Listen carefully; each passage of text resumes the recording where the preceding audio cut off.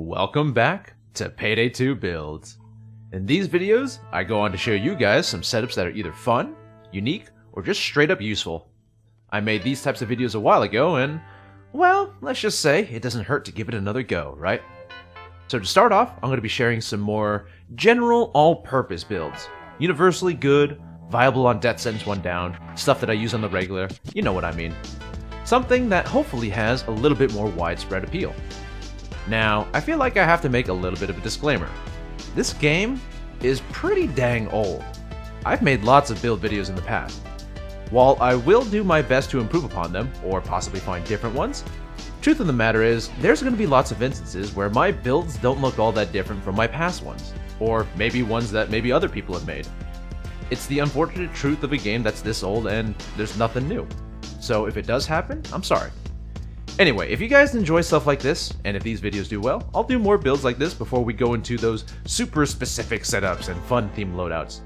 But for now, I'm going to start broad before I narrow in. This video is brought to you by NordVPN, one of the leaders of internet security. When you're online, your safety comes first. Whether you're at home or using public Wi-Fi, your network can be reached by hackers without the security of a VPN, which can mean getting your private data stolen. NordVPN helps you protect against any of these unwanted attacks. NordVPN is also one of the fastest VPNs in the world. Using NordLink's protocol, you don't have to worry about losing any of your internet speed, and depending on the location of you and your ISP, it can almost seem as if you're not using a VPN at all. And for all of you gamers out there like me, you're probably also an avid watcher of online TV and movies, and you understand well the pain of region-locked content. With NordVPN, you can access region-restricted content with a simple change of your IP location. And best of all, if you sign up today, you'll receive the Holiday Deal, a 2-year plan with 1 extra month free with a 73% discount. Sign up today with the link in the description. So what is this first build all about? This is the ultimate free build. That's right, this build uses nothing but base game, no DLC required. This game literally has dozens of DLC, and it has swindled hundreds of dollars from my wallet. Ironic, isn't it? A game about stealing money, and the one whose money was stolen was my own. Overkill doing the greatest heist of all time. But in all seriousness, this game is literally riddled with DLC, and it can be hard to figure out what you can or can't make when people suggest things to you. So you know what? Here's a build that capitalizes on all of the free stuff that we get from updates, meaning that each and every player can make this build regardless of what DLC they have bought, if any at all. The one caveat is that you also need to join the Payday Steam group, which gives you some additional free stuff in the game. However, this costs no money, so I see no problem using such tools. Another thing that I wanted to mention is that there are some quote-unquote DLC in the game that was freely added, like the Butcher mod pack. In the past, I made some free builds and people tried to say that, it's not really free because it has DLC. Worry not, these are accessible to everyone. And finally, if you couldn't tell from the gameplay, just because this build is completely free does not mean that it is by means bad. In fact, I'd consider this build to be either top 2 or top 3 of the builds that I use. While Payday is filled to the brim with overpowered DLC, there have been countless updates where Overkill will give players free weapons and free perk decks that are equally strong, if not some stronger. It's one of the few unbridled praises I have for the game. In the past, it may have taken some time before we finally saw such equality, but in the current game, this is all but true. So the build itself is definitely no slouch. It'll carry you through anything you need, from death sentence 1 down to crime spree. Let's start with the skills. Since my weapon of choice is Akimbo pistols, I'm going to be investing a little bit in the fugitive tree. However, due to the nature of the weapons that I'm choosing, I won't actually bother with most of the left side of this pistol tree. We just really won't need it, and we'll be able to save a whole lot of points that way. So with this, I have Equilibrium Basic, Akimbo Aced, Desperado Aced, and Trigger Happy Basic. Like I said, it's a little bare bones, but that's all we need. Now, we've also got 9 Lives Aced for playing on 1 down difficulty. If you don't play 1 down, then you don't really need to get this, but it's nice to have regardless. In the Ghost Tree, we're shooting for crits and dodge. So for my setup, I prefer to build like this, with Second Wind Basic, Optical Illusions Basic, and Low Blow Basic. And over here we have duck and cover aced, parkour and inner pockets aced, mainly just to get up to sneaky bastard basic. With the pistols that I use, I don't need to ace low blow or sneaky bastard, so I'm leaving it very minimal like this. In technician, I've just got aced steady grip for a handy helping of stability. And in enforcer, I'm going with resilience basic, transporter basic, and bullseye basic to go for that armor gating. Oh, and I also have scavenger basic because, well, it's a nice quality of life skill. And finally, mastermind. Got a lot of points in here because the combo of Inspire and Jokers are immensely useful utilities for this game, and I almost always go with both of them in most of my builds. Yeah, it's a big point investment, and yeah, I know, it gets kind of boring to build it all the time, but if you're looking to maximize success on the harder difficulties in this game, you just gotta roll with it. So the way I've built this is with Combat Medic Basic, Painkillers, Combat Doctor, and Inspire Ace. Over here we have Forced Friendship and Joker Basic, don't need Joker damage. Confident, Partners in Crime, and Hostage Taker all aced. And with my singular remaining point, I put that into Stable Shot. Now, something that people often criticize is the use of Sneaky Bastard, and even Hostage Taker when using the Hacker Perk deck. I'll see a lot of people say that it's not worth the point investment for the benefit that you get back. Now, I won't argue with whether or not that's the case. However, the fact of the matter is, I feel like the weapons I'm using are already efficient enough not to warrant more investment. So instead, I doubled down on survivability. However, if you're in the camp that feels that it is excessive, a really nice way to reallocate the points is to take away Hostage Taker.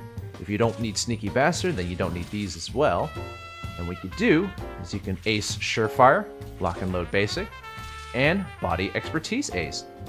This gives you a really easy change into a more combat-oriented build.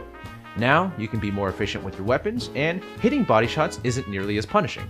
In turn, it'll help you save ammo, and overall it gives you a lot less stress hitting headshots. You still should, but now you don't necessarily need to. And you even have 4 points left over. For my equipment setup, I'm going to be going with a suit, and depending on what you chose for your skills, you can swap between a doctor bag or first aid kits. For me, I'm going to be going with doctor bags. For my melee, I'm going to be using the electrical brass knuckles, a very versatile melee with max concealment.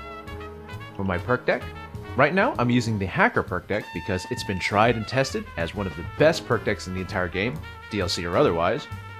However, I do know that Overkill just released the Leech perk deck for free, which I also believe is a contender for one of the best perk decks.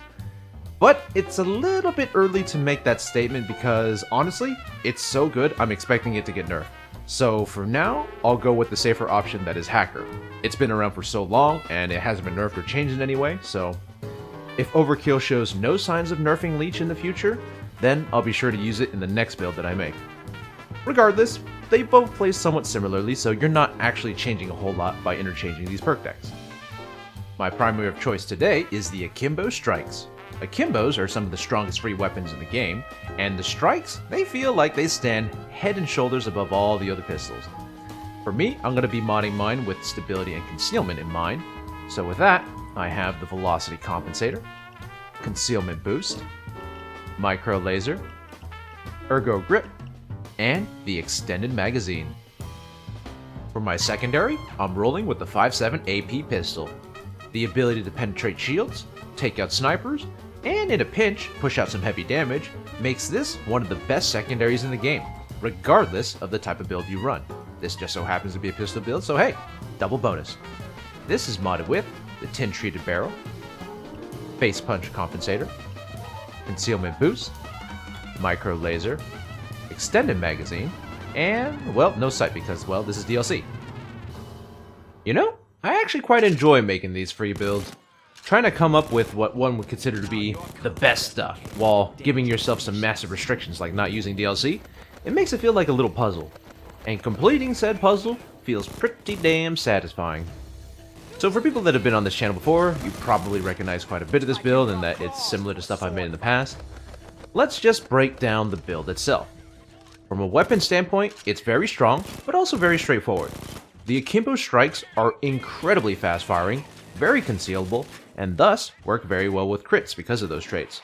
I've modded mine mainly for concealment and stability, and with the skills I max out at around 86 stability, which is very much needed since these weapons can kick like a mule with lesser stability. As you've probably seen from the gameplay, these things push out some of the best DPS in the game. Anything in front of you will literally die in just a few taps. Even the tankiest of bulldozers will go down in just a second. And with this really high stability that we've got, we're also able to extend our range quite a bit since the weapons are now more easily controlled for close to mid-range targets. Now, unfortunately, one of the major downsides of this weapon is the ammo. You can literally use up all your ammo in seconds, and even though the ammo pickup is good, more often than not, you won't actually be able to stay even. I mean, these things have fairly large magazines, and it's really easy to get lost in killing special after special, only to find yourself really low on ammo halfway through a wave. So if you're not lazy like me, what you can do is you can swap the gun to single fire mode, making it like every other pistol, and then just swap to full auto when you see stuff like specials or a bulldozer. This helps immensely for managing your ammo economy, but in my opinion, this also kills the fun in using these guns. You know, when I bring full auto pistols, I'm using them full auto, goddammit. I don't care if I have to steal ammo from my teammates or eat up all the ammo bags myself. Okay, don't actually do that. But seriously, this is like the one downside this weapon has, and it's also the reason why I didn't pick up all those pistol skills in the fugitive tree. The sheer rate of fire and the volume of bullets coming out means you don't actually want a higher fire rate. The extra damage is also something that isn't necessary, since at this point, you're relying way more on crits than you are the damage of the guns. Now, the 5.7 as your backup isn't the best for helping you get back ammo, but it can work in a pinch. In general though, this weapon is mainly for ranged targets, taking out snipers, or killing shields. It's not your main gun, but it is a strong utility. Just remember to use it as such, and you'll do just fine. The 5.7 gets some really good stats in addition to its nice concealment, so you'll see it a lot for the builds that I like to make. It's just really hard to beat for a secondary weapon. The only real problem it has is that it has some really mediocre ammo pickup. Again, this is why I said it's not the best for getting ammo back for your primary, so this is definitely something you have to watch out for when using this combo. In any case, as I mentioned earlier, I think that the weapon setup for this build is already very strong without any extra help from stuff like body expertise or even unseen strike, but if you feel like you need to use them, go ahead, it'll only make your build stronger. In general, I try to avoid body expertise though, in particular, because it makes me a bit of a lazy aimer. Don't get me wrong, it's undoubtedly a very strong skill. Personally, I just try to avoid it whenever possible. Alright, so let's talk about the bread and butter of like 80% of my builds. Hacker perk deck, Inspire, Jokers, Bullseye. I don't think the majority of these need much of an explanation. If you've been around Payday for a while, you know just how strong most of these are. However, if you're watching this video, maybe you're not the type of guy that has no life and plays Payday all day long and doesn't even realize that there are other games out there. So, you know what, I'll just quickly go over why these skills are strong and why they're worth picking up in, well, nearly all of my setups. So Bullseye. Bullseye is necessary for armor gating, which is refreshing your shield constantly so that you protect your health. In the high difficulties of this game, enemies do way too much damage for you to try to mitigate damage only through shield or health values, and you also can't really rely on dodge all the time either. As such, building up small bits of armor constantly will protect you more than the other aspects of your setup. It's almost necessary for the majority of the builds that you use in this game, especially when doing anything above Mayhem difficulty. Now, Inspire. Inspire, and getting either medbags or first aid kits to get up to it, is pretty self-explanatory. In this game, there are just too many different ways that you can die. Bullet fire, specials like tasers fucking up your aim or shield swarming you, or getting insta-down by things like snipers, bulldozers, or even cloakers. There's just no way you can control everything that happens. An instant revive button for your teammates, or even your AI, saves not only time, but also saves you from having to risk yourself going down just to help someone else up. And then healing.